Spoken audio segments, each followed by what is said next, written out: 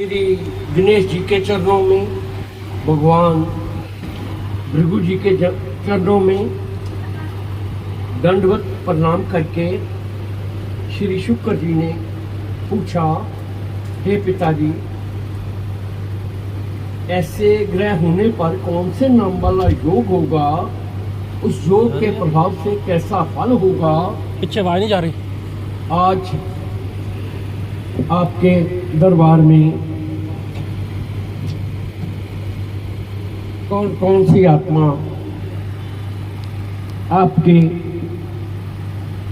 आपको शुभकामनाएं देकर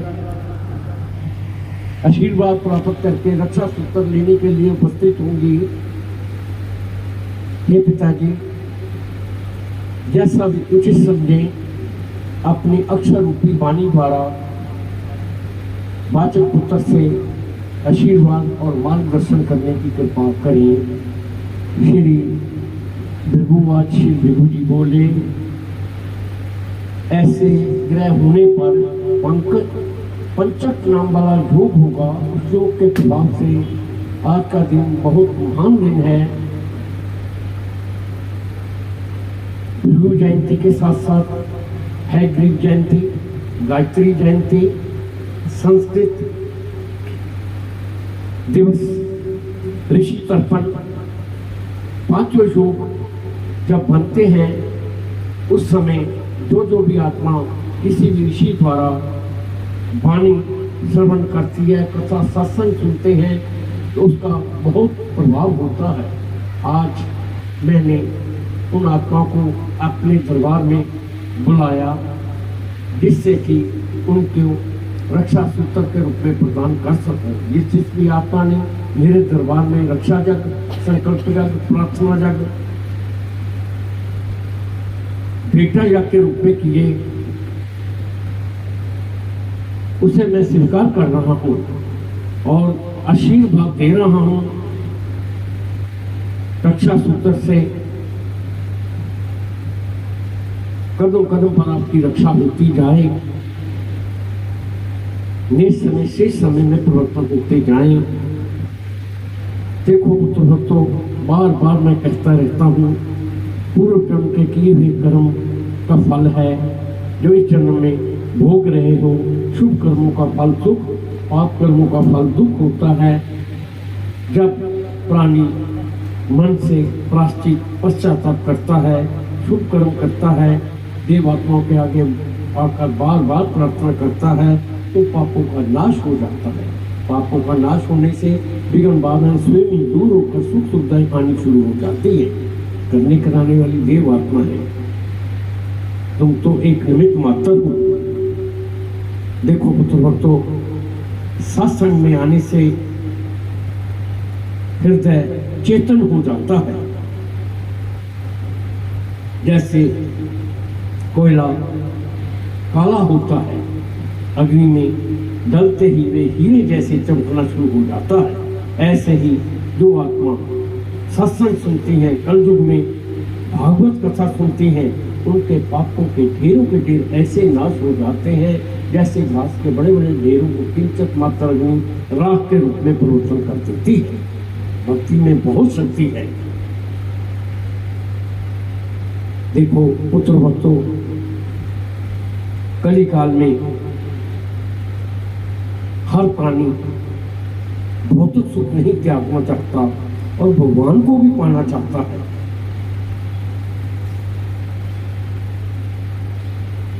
तब तो कली काल में गुरु की शरण में जाना पड़ता है।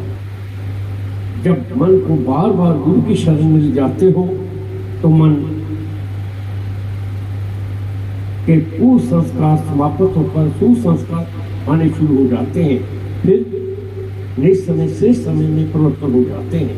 देखो पुत्र भक्तों, दिया हुआ दान, लिया हुआ नाम जन्मों जन्मों तक अपना प्रभाव बनाता है। भौतिक सुख तो इस धरती पर रहने हैं। देखो पुत्र भक्तों, सब्जी मंडी में अधिक मात्रा में प्राणी होते हैं। जोड़े की दुकान के ऊपर इक्का दुक्का ही नजर आते हैं। इस कली काल में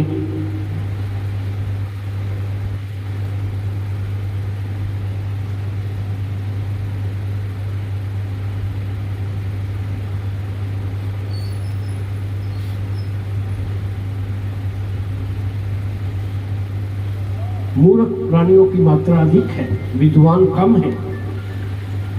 दरिद्र अधिक है, धनवान कम है।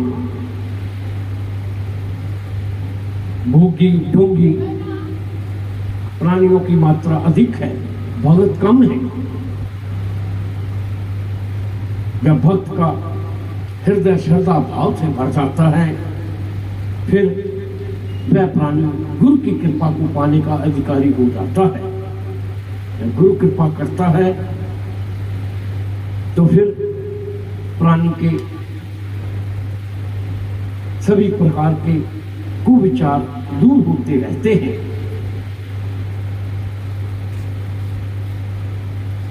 गुरु की शरण में कलिकाल में जाना अति आवश्यक है। सोचो, जब बचपन था, माता पिता बार बार अक्षर गुरु के पास भेजते थे। अक्षर गुरु की कृपा हुई, अक्षर ज्ञान हुआ। यदि अक्षर ज्ञान ना होता तो आज मानव जूनी पशु के समान होते। ये गुरु कृपा नहीं तो और क्या है। दीक्षा गुरु मार्गदर्शन करके भक्ति मार्ग पर लगा देता है। जब भक्ति पर लगते हो तो आप पूर्ण पापों के ढेरों के ढेर नाश करते हैं। इसमें किंचित मात्र भी संशय नहीं करनी चाहिए। देखो पुत्रों, तो मोह माया के जाल में फंसा हुआ प्राणी बहुत से ऐसे पाप कर्म करता है। कर्म करते हुए तो स्वतंत्र होता है, लेकिन कर्म होने के पश्चात कर्म सूत्र के साथ बंध जाता है। फिर कर्म जन्मों जन्मों तक पीछा नहीं छोड़ता। एक ही मार्ग है, केवल गुरु के चरणों में जाओ। गुरु जब अपना हाथ सर पर रख देता है तो कुविचार समाप्त हो जाते हैं। देखो पुत्रों, तो जानकी जो सीता के नाम से विख्यात थी, उसने जब तक वे राम में रमी रही तो सुख पाए, लेकिन जब उसने माया स्वर्ण रूपी मरीच को देखा, मरीच स्वर्ण मृग की ओर अपना ध्यान लगाया, तब उस माया जाल में फंसकर कौन से दुख थे उसने नहीं देखे। भले वे सोने की लंका में ही थी, लेकिन जो राम में रमे हुए अनंत था, सोने की लंका में तो उसे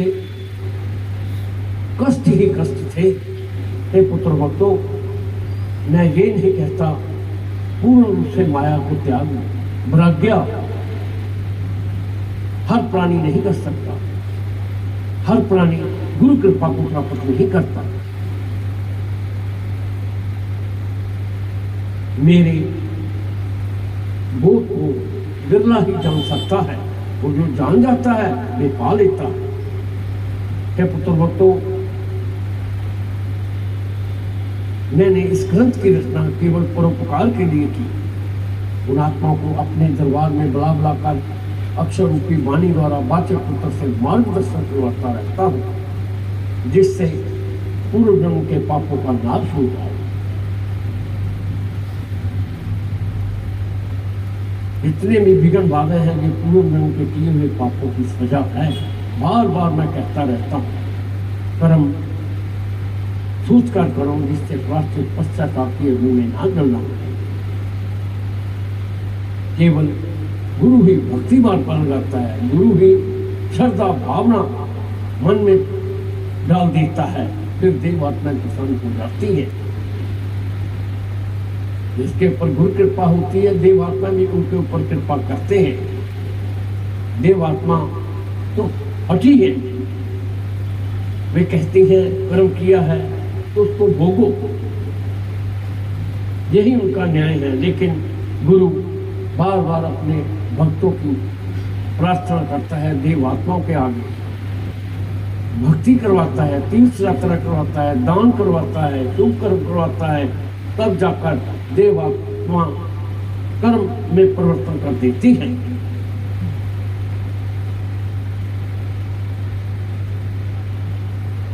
कर्म प्रधान है,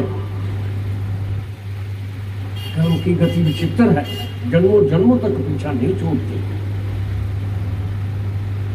अपने आप को भाग्यवान समझो, आज सैन नगरी में आकर मेरी वाणी का श्रवण कर रहे हो।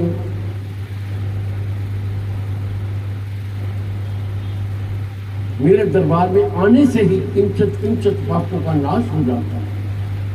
जो जो प्राणी मेरी वाणी को सुनता है, अपने हृदय में उतार लेता है, बताए भक्ति मार्ग पर चलता है, फिर मेरी कृपा पाने का अधिकारी हो जाता है।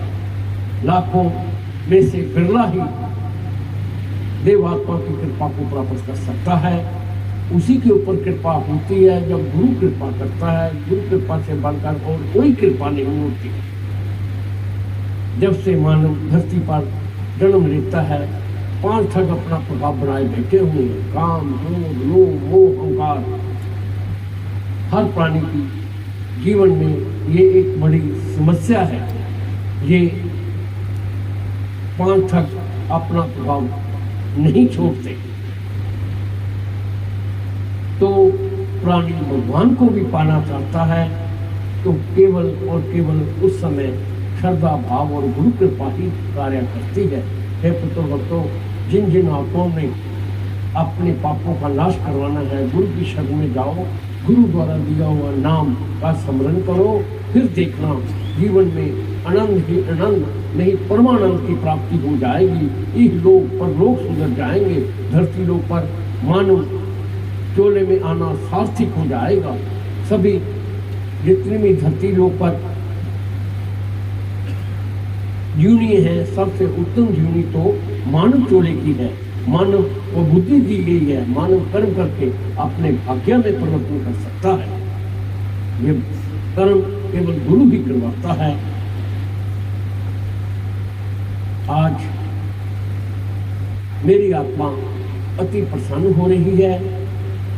जो जो भी आत्मा इस समय मेरे दरबार में उपस्थित है, सभी मेरी दृष्टि में है और मैं सभी को बाचे पुत्र से रक्षा सूत्र के रूप में प्रदान करूंगा, जिससे उनकी रक्षा होती जाए, श्रद्धा भावना में वृद्धि होती जाए। क्योंकि पुत्र भक्तों, आज भृगुलोक में बहुत सी देवात्माएं, ऋषि गण एकत्रित हुए मेरे को शुभकामनाएं देने के लिए। मैंने अपने पुत्र भक्तों की श्रद्धा भावना देकर किंचित मात्र अक्षर रूपी वाणी द्वारा बाचे पुत्र से आशीर्वादों के रूप में प्रदान किया। किए हुए रक्षा जाग संकल्प जाग प्रार्थना जगों को अपने हाथों में लेकर मेरी आत्मा वैकुंठ लोक की ओर जाएगी। इसलिए अपनी वाणी को विराम दे रहा हूँ। सभी को मेरे बहुत बहुत आशीर्वाद। इति शुभ। बोलो श्री भृगु जी महाराज की।